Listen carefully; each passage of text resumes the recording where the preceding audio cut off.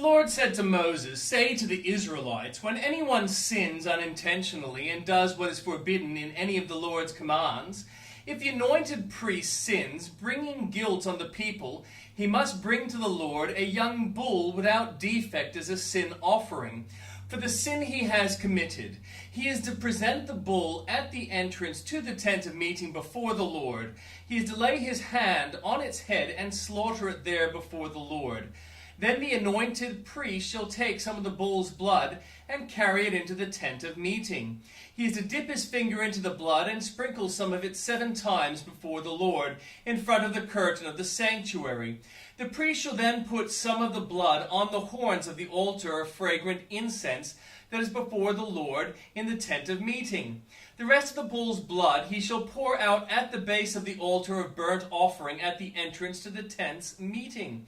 He shall remove all the fat from the bull of the sin offering, all the fat that is connected to the internal organs, both kidneys with the fat on them near the loins, and the long lobe of the liver, which he will remove with the kidneys, just as the fat is removed from the ox, sacrificed as a fellowship offering.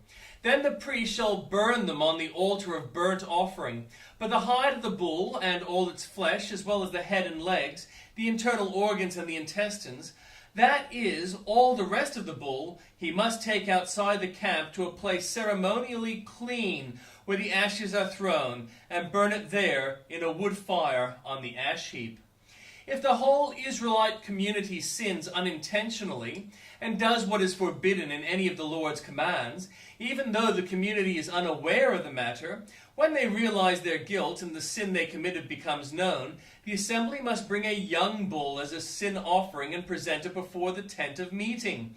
The elders of the community are to lay their hands on the bull's head before the Lord, and the bull shall be slaughtered before the Lord. Then the anointed priest is to take some of the bull's blood into the tent meeting.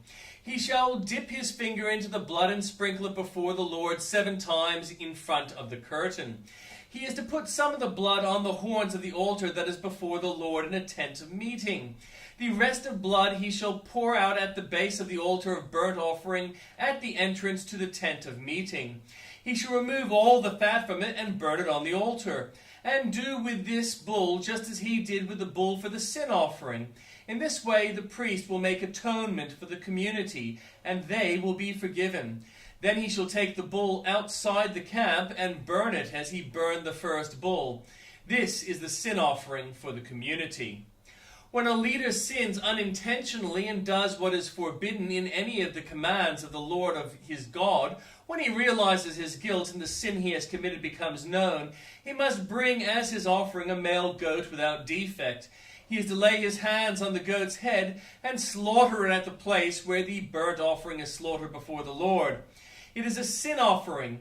Then the priest shall take some of the blood of the sin offering with his finger and put it on the horns of the altar of burnt offering, and pour out the rest of the blood at the base of the altar. He shall burn all the fat on the altar as he burned the fat of the fellowship offering. In this way the priest will make atonement for the leader's sin, and he will be forgiven. If any member of the community sins unintentionally and does what is forbidden in any of the Lord's commands, then, when they realize their guilt and the sin they have committed becomes known, they must bring as their offering for the sin they committed a female goat without defect. They are to lay their hands on the head of the sin offering and slaughter it at the place of the burnt offering. Then the priest is to take some of the blood with his finger and put it on the horns of the altar of burnt offerings and pour out the rest of the blood at the base of the altar. They shall remove all the fat, just as the fat is removed from the fellowship offering, and the priest shall burn it on the altar as an aroma pleasing to the Lord. In this way the priest will make atonement for them, and they will be forgiven. If someone brings a lamb as their sin offering, they are to bring a female without defect. They are to lay a hand on its head and slaughter it for a sin offering at the place where the burnt offering is slaughtered. Then the priest shall take some of the blood of the sin offering with his finger and put it on the horns of the altar of burnt offerings and pour out the rest of the blood at the base of the altar. They shall remove all the fat, just as the fat is removed from the lamb of the fellowship offering, and the priest shall burn it on the altar on top of the food offerings presented to the Lord. In this way the priest will make atonement for them for the sin they have committed, and they will be forgiven. If anyone sins because they do not speak up when they hear a public charge to testify regarding something they have seen or learned about, they will be held responsible. If anyone becomes aware that they are guilty, if they unwittingly touch anything ceremonially unclean, whether the carcass of an unclean animal, wild or domestic, or of any unclean creatures that moves along the ground, and they are unaware that they have become unclean, but then they come to realize their guilt, or if they touch human uncleanness, anything that would make them unclean, even though they are unaware of it, but then they learn of it and realize their guilt, or if anyone thoughtlessly takes an oath to do anything, whether good or evil, in any matter one might carelessly swear about, even though they are unaware of it, but then they learn of it and realize their guilt, when anyone becomes aware that they are guilty in any of these matters, they must confess in what they have sinned. As a penalty for the sin they have committed, they must bring to the Lord a female lamb or goat from the flock as a sin offering, and the priest shall make atonement for them for their sin. Anyone who cannot afford a lamb is to bring 2 doves or 2 young pigeons to the Lord as a penalty for their sin, one for a sin offering and the other for a burnt offering. They are to bring them to the priest, who shall first offer the one for the sin offering. He is to wring its head from its neck, not dividing it completely, and is to splash some of the blood of the sin offering against the side of the altar. The rest of the blood must be drained out at the base of the altar. It is a sin offering. The priest shall then offer the other as a burnt offering in the prescribed way, and make atonement for them, for the sin they have committed, and they will be forgiven. If, however, they cannot afford 2 doves or 2 young pigeons, they are to bring as an offering for their sin 1/10 of an ephah of the finest flour for a sin offering. They must not put olive oil or incense on it, because it is a sin offering.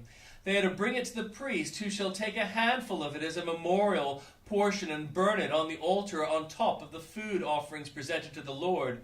It is a sin offering. In this way the priest will make atonement for them for any of these sins they have committed, and they will be forgiven. The rest of the offering will belong to the priest, as in the case of the grain offering.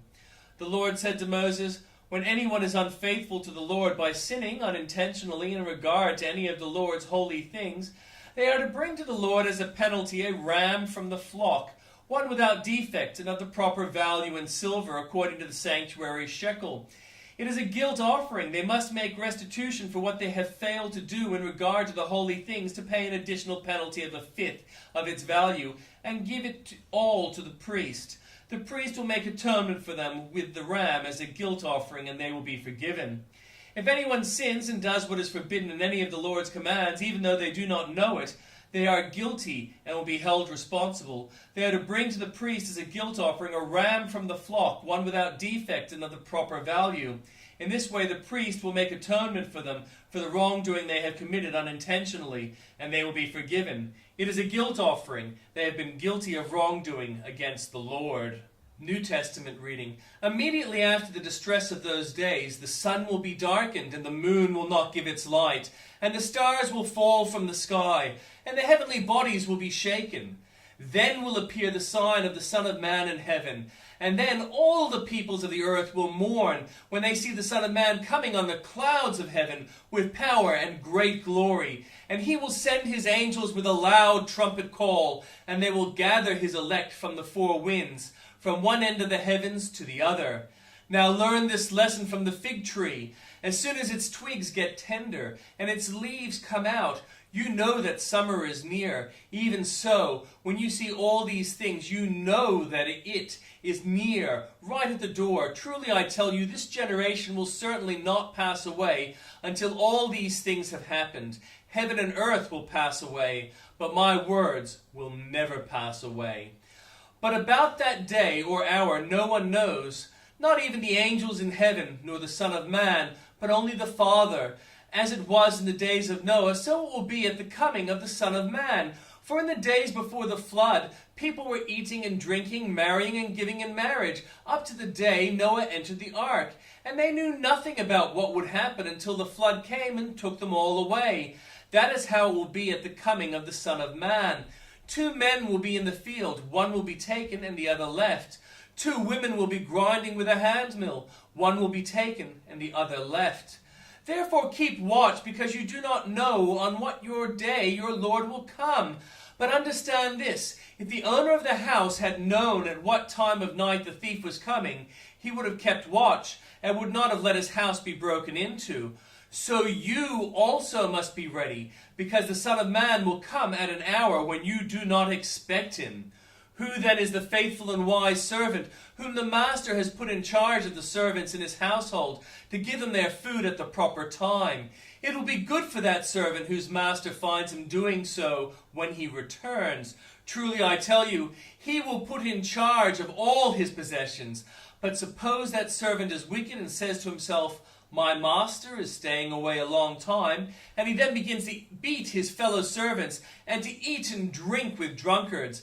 The master of that servant will come on a day when he does not expect him, and at an hour he is not aware of. He will cut him to pieces and assign him a place with the hypocrites, where there will be weeping and gnashing of teeth.